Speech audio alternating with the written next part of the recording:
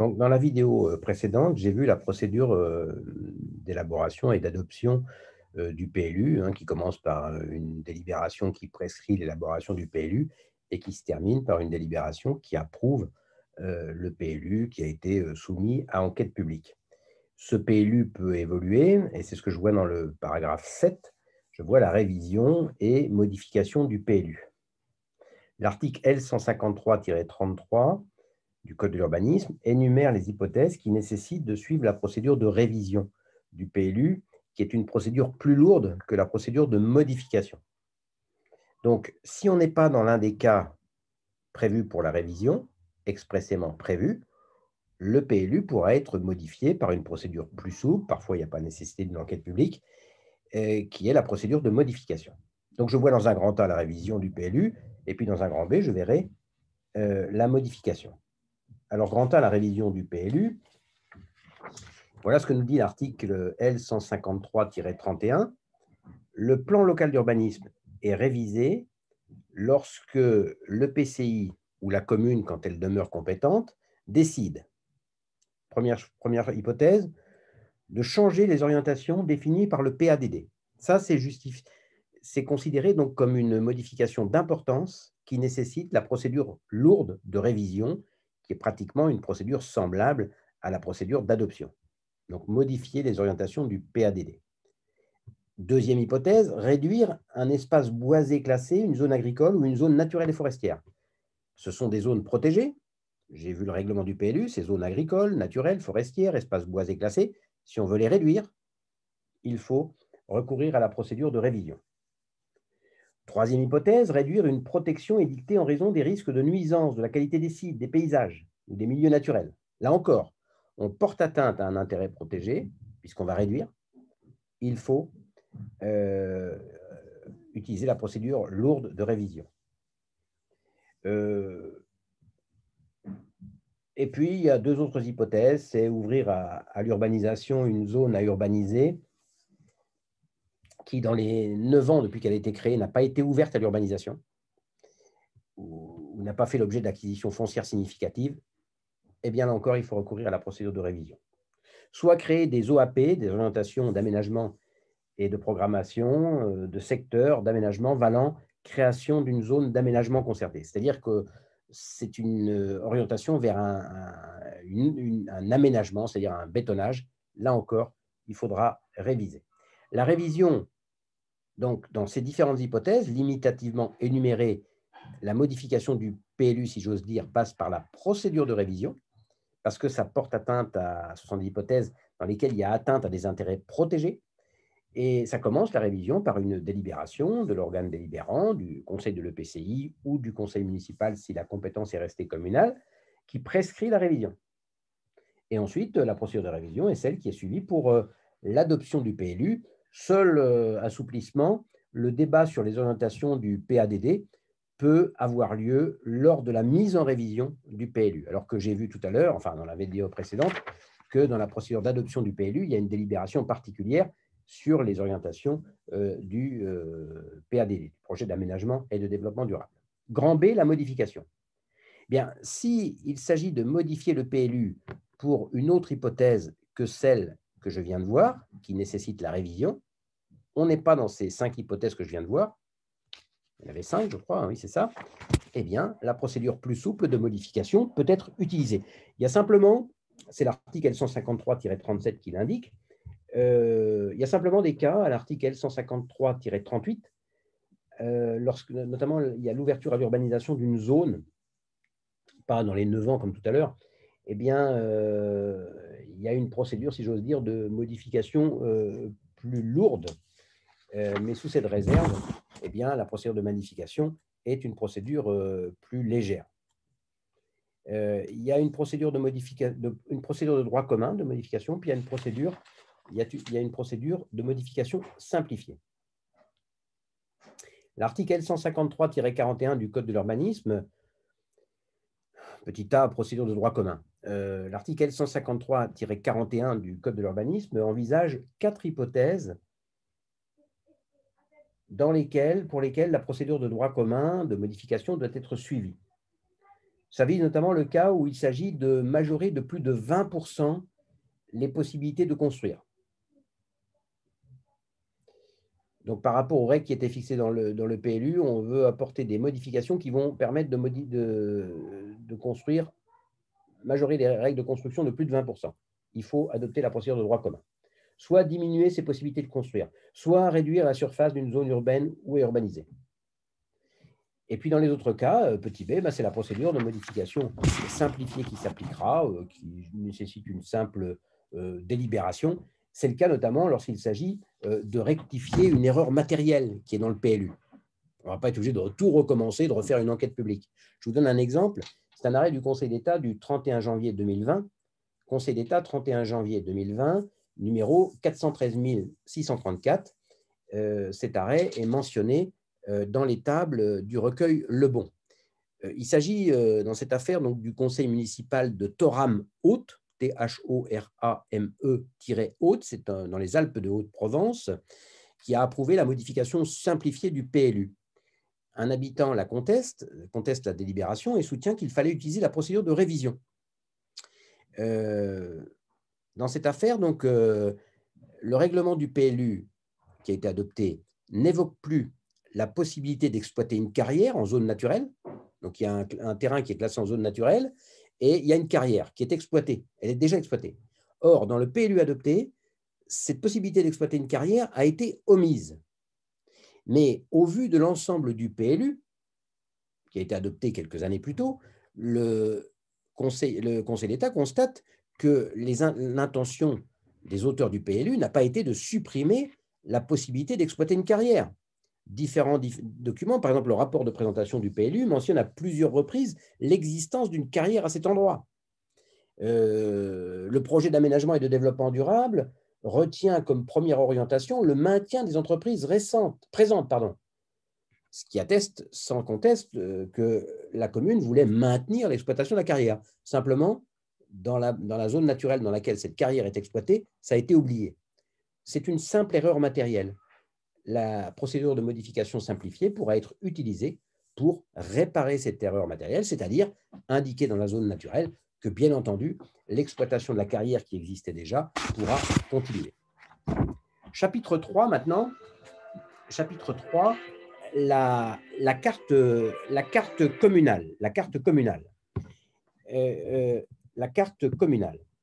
Alors, je vais voir dans une section 1 rapidement, notion de carte communale. La carte communale est un document plus souple que le PLU. Son régime est prévu aux articles L160-1 et suivants du Code de l'urbanisme. Article L160-1 et suivants du Code de l'urbanisme. Je vous le disais, quand la loi de 83 du 7 janvier 1983 a confié la compétence d'élaboration du plan d'occupation des sols à la commune, c'est-à-dire aux 38 000 communes de France, qu'elles soient grandes ou petites, il n'y avait pas de document simplifié. Or, il y a certaines communes qui auraient envie d'adopter des règles d'urbanisme, de ne pas être soumises au règlement national d'urbanisme que j'ai vu en introduction, qui prévoit notamment l'interdiction de construire en dehors des espaces urbanisés, par exemple. Donc, ils voudraient adopter un document d'urbanisme, mais pas aussi lourd que ne l'est le plan d'occupation des sols, qui est ne serait-ce que coûteux, par exemple. Et en pratique, une carte communale avait été créée par les circulaires ministérielles en 1978, mais cette idée n'avait pas été reprise dans les textes. Et la carte communale a été créée de mémoire, qui est codifiée maintenant dans le Code de l'urbanisme, au début des années 2000. Je crois que c'est une loi de 2002 qui a créé la carte communale. Donc, c'est un document d'urbanisme plus simplifié que le PLU. Elle comprend un rapport de présentation et un ou plusieurs documents graphiques. Elle comporte en annexe les servitudes d'utilité publique, comme c'est le cas pour le PLU. Elle doit, bien sûr, la carte communale doit respecter les principes énoncés aux articles L101-1 et L101-2 du Code de l'urbanisme, par lesquels j'ai commencé ce cours, les principes de mixité sociale, d'équilibre entre l'urbain et le rural, la lutte contre l'étalement urbain, l'étalement rural, maintenant qui est visé dans la loi climat et résilience. Enfin, tous ces objectifs que j'ai vus, bien sûr, la carte communale doit les respecter également. Simplement, la carte communale est un document d'urbanisme plus rudimentaire que le PLU. Nous avons vu que le PLU, notamment, prévoit un zonage, zone urbaine, zone urbanisée, zone naturelle, agricole, avec des règles spécifiques dans ces différentes zones. La carte communale peut se contenter de distinguer les zones constructibles et les zones qui ne le sont pas. Donc, ça peut être binaire. Ça peut être plus précis. Hein. La carte communale peut se rapprocher d'un zonage type PLU, mais elle peut se contenter donc d'une séparation entre les espaces constructibles et les espaces inconstructibles. Dans les espaces inconstructibles, les constructions ne sont pas possibles, à l'exception de certaines d'entre elles, comme l'adaptation, le changement de destination, l'extension de constructions existantes. Par exemple, un village adopte une carte communale. Les espaces constructibles, c'est l'enveloppe urbaine. Et puis, il y a à 100 mètres, il y a une maison isolée, mais elle est dans les espaces non constructibles. Et bien, dans cet espace non constructible, la maison pourra faire l'objet d'une extension, une construction d'une véranda, par exemple. Dans les espaces non constructibles pourront être également réalisés des équipements collectifs, ceux qu'on ne veut pas voir dans les espaces constructibles, qui dégagent des nuisances, par exemple. Naturellement, dans les espaces non constructibles pourront être réalisés également des bâtiments agricoles. Section 2, la procédure. La carte communale est élaborée à l'initiative de la commune ou de l'EPCI. Elle est soumise pour avis à la Chambre d'agriculture et à la commission départementale de préservation des espaces naturels, agricoles et forestiers. C'est l'article L163-4 du Code de l'urbanisme qui nous le dit. En ce domaine, d'ailleurs, le Conseil d'État applique la jurisprudence d'Antony que vous avez vue en deuxième année, D-A-N-T-H-O-N-Y. C'est un arrêt du Conseil d'État de 2011, l'arrêt d'Antony. Je vous le dis au passage, d'ailleurs, M. D'Antony était un justiciable d'habitude, comme certains les ont qualifiés, c'est-à-dire des gens qui introduisent des recours pour faire progresser le droit administratif et accessoirement avoir leur nom dans le GAJA. Et M. D'Antony est mort il y a une dizaine de jours. Il allait intervenir dans un colloque et il est mort subitement. Je vous rappelle que dans l'arrêt d'Antony, le Conseil d'État a jugé, c'est une évolution assez dans l'air du temps, qu'un acte n'était pas illégal s'il était affecté d'un vice de forme ou de procédure, si cette irrégularité de forme ou de procédure n'a pas privé les administrés d'une garantie, ou si ce vice de forme ou de procédure n'a pas eu d'effet sur le sens de la décision finalement prise. Ça, c'est l'arrêt d'Antony de 2011. C'est un arrêt que vous trouverez dans le GAJA. Eh bien, le Conseil d'État applique cet arrêt d'Antony dans le droit de l'urbanisme. On peut donc citer cet arrêt du Conseil d'État du 22 décembre 2017, numéro 395 963, qui est publié au recueil Le Bon.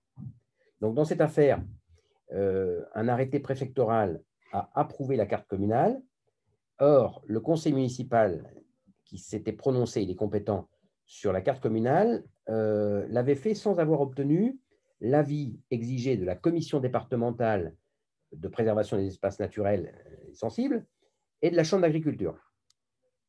Le Conseil d'État considère que pour l'avis de la commission, cela n'a pas eu d'effet sur le sens de la décision finalement prise parce que la commission départementale avait ensuite rendu son avis, donc postérieurement, après l'approbation par le préfet, et cet avis était favorable. Il n'y a pas de problème, la carte communale nous va bien. Donc, cet avis,